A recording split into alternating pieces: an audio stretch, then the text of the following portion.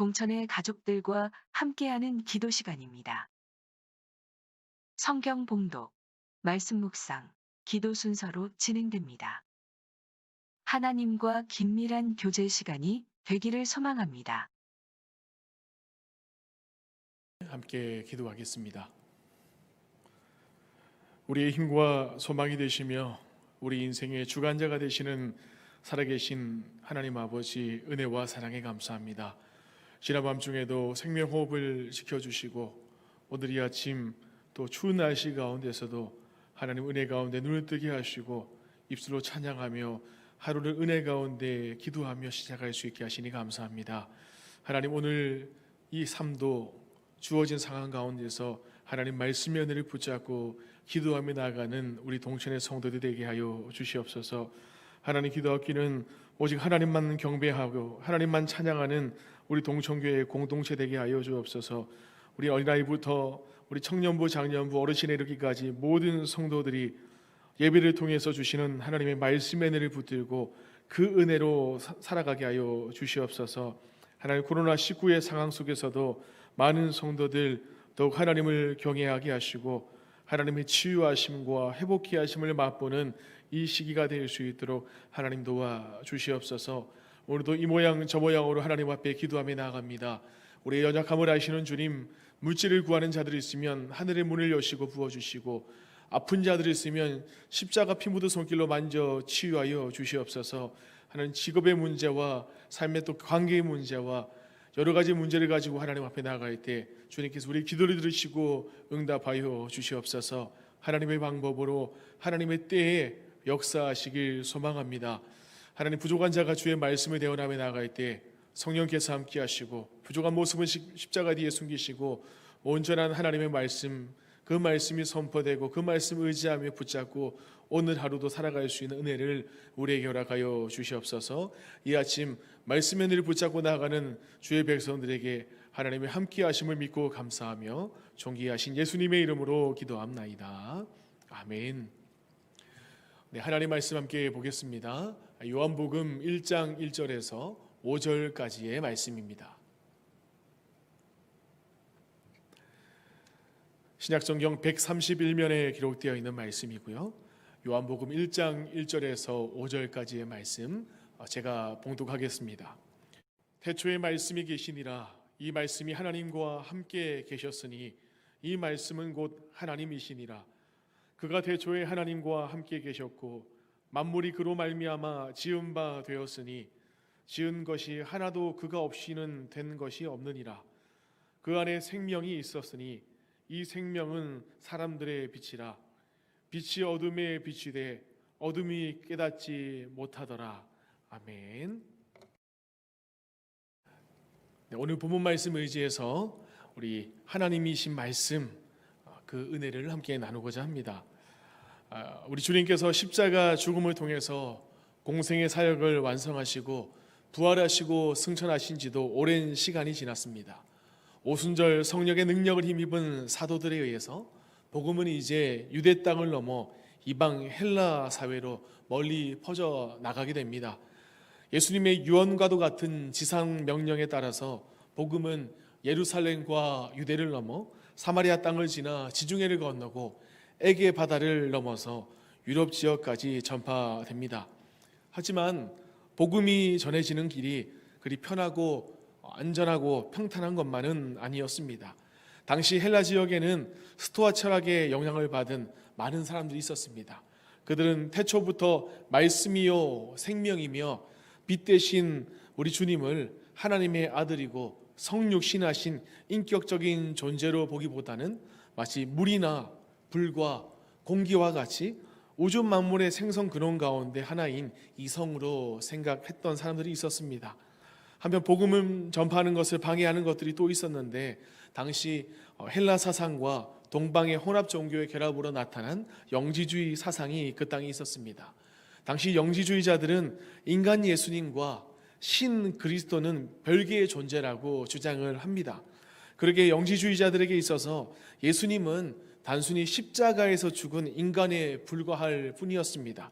이런 와중에 사도 요한은 이방 세계에 주님의 참모습을 바르게 정립하는 것이 복음 전파하는 것에 가장 시급하고 중대한 사안임을 깨닫게 되고, 그래서 오늘 요한복음 서두에서 과연 예수님이 어떠한 분인지를 우리에게 설명해 주고 있습니다.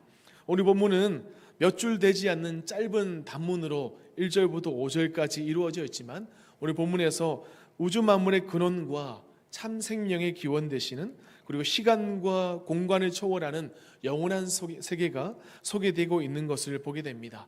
우리가 오늘 본문의 은혜를 함께 나누기를 소망하는데요, 우리가 1절의 말씀 보게 되면 태초라는 말이 등장합니다. 태초에 말씀이 계시니라 라고 하시는데요, 여기에 1절에서 태초라는 말에서 우리가 알 수 있듯이 우리 주님은 인간이나 우주 만물과 같이 창조된 피조물이 아니다라는 것입니다. 시간과 공간이 만들어지기 전부터, 생성되기 이전부터 하나님과 함께 존재하시던 분이 바로 우리 주님이시다라고 말합니다. 하나님과 더불어 인격적인 교제를 나누시던 영원하신 분이 바로 우리 주님이심을 성경은 말하고 있는데요, 그러면서 오늘 본문에서 또 보게 되면 태초에 말씀이 계시니라, 이 말씀이 하나님과 함께 계셨으니 이 말씀은 곧 하나님이시다라고 말씀합니다. 주님이 말씀이시다라고 하는 것은 예수님이 곧 태초에 천지를 창조하신 하나님과 하나님의 깊고 오묘한 뜻과 섭리를 온전하게 다 알고 계신 분이다. 더 나아가 주님을 통해서만 하나님의 뜻이 온전하게 계시될 수 있음을 우리에게 보여줍니다. 우리의 구원자 되시는 주님은 태초부터 하나님과 함께 계셨던 분입니다. 또한 하나님의 천지 창조 사역에도 동참하신 분이 바로 우리 주님이십니다. 그 주님은 이 세상의 마지막 날까지도 살아 역사하시는 영원하신 분이십니다. 또한 지금도 성령을 통해서 우리를 향하신 하나님의 선한 뜻을 가르치시고 계시하고 계시는 분이 바로 주님이십니다. 요한복음 14장 6절 말씀에 내가 곧 길이요 진리요 생명이니 나를 말미암지 않고는 아버지께로 올 자가 없다라고 예수님은 말씀하십니다.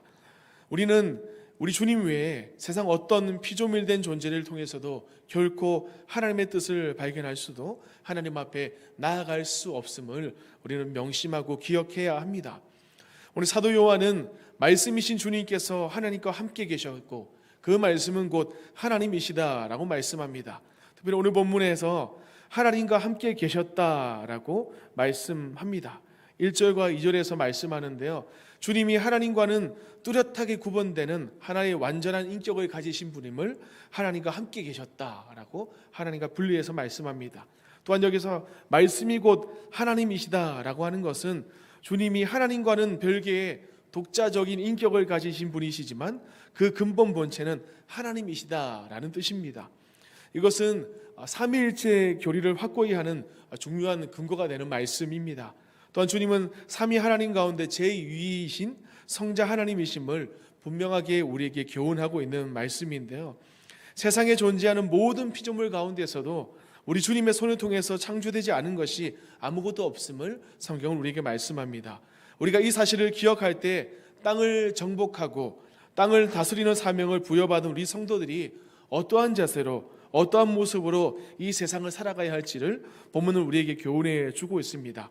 먼저는 성도는 주님께서 우주 만물의 창조자가 되시기에 지금도 살아서 역사하시고 만물의 운행과 질서를 주관하시며 섭리하시는 분이심을 우리는 분명히 믿을 수 있어야 됩니다. 또한 주님은 우주 만물을 창조하신 능력의 하나님이시기에 세상의 마지막 날 타락한 이 세상을 심판하시고 새 하늘과 새 땅을 재창조하실 권력과 능력을 가지고 계신 분, 바로 그분이심을 우리는 믿고 나가야 됩니다.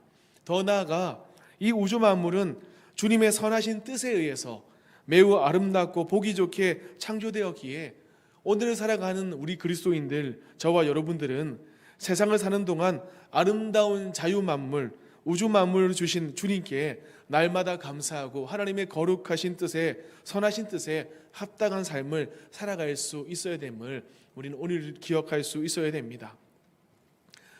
물론 주님은 우주 모든 만물과 생명체를 창조하신 분이시기에 생존물의 피조물들의 생과 살을 주관하시는 권세를 가지고 계십니다. 그래서 오늘 본문 4절에 보게 되면 그 안에 생명이 있었으니 이 생명은 사람들의 빛이다 라고 말씀합니다. 여기서 말하는 생명은 단순히 우리가 자연적인 이 세상을 살아가며 나이가 들어서 죽게 되는, 다하게 되는 그런 생명, 목숨뿐만 아니고 우리 주님을 통해서만 누릴 수 있는 영원한 생명을 말씀합니다. 이 말은 곧 영원한 생명은 구주 대신 우리 예수 그리스도를 통해서만 누릴 수 있다라는 것입니다. 그러면서 사도 요한은 이 생명이 사람들의 빛이다 라고 말씀합니다. 당시 구약 당시에 거룩한 산 시내산이나 성소의 속죄소 위에 하나님께서 임재하실 때 하나님이 영광의 빛으로 나타나 모든 이스라엘 백성들이 하나님의 임재를 발견할 수 있었듯이 예수 그리스도를 통해서만 참 생명을 누릴 수 있다라는 그 사실은 세상에 어느 누구도 부인할 수 없는 진리임을 성경은 말씀합니다. 하지만 요한의 증언대로 불행히도 죄악 가운데 살아가는 타락한 인간들은 세상의 어둠에 잠겨서 이 빛 대신 주님을 발견하지 못하고 살아가는 것을 5절 말씀에서 말씀합니다. 예수님이 살아계실 그 당시, 공생의 당시에 그 당시 이스라엘의 종교 지도자들이 그랬듯이 심지어 예수님의 사랑을 가장 많이 받았던 12 제자 가운데 한 사람인 가룟 유다조차도 그러한 삶을 살았던 것을 보게 됩니다. 오늘 이 아침 함께 예배하며 기도하기 원하는 사랑하는 동청가족 여러분, 우리는 진리의 영이시고 우리의 보혜사 되시는 성령님의 깨우침과 조명을 받으면서도 예수님 당시에 종교 지도자들의 어리석음, 그들의 죄악을 반복해야 되겠습니까? 오늘 이 아침 우리는 성령께서 비추시는 진리의 빛을 우리가 물리치고, 진리의 빛을 의지해서 어둠을 물리치고 하나님의 영광 가운데 이 아침 기도하며 나갈 수 있는 저와 여러분 되기를 소망합니다. 주님 안에서 참 생명을 사모하며 주님의 말씀 가운데 우리의 진리이시며 빛과 소망과 생명이 되시는 주님 안에 거하시는 우리 하나님의 자녀들 되는 동천의 성도들 될 수 있기를 주님의 이름으로 축복합니다.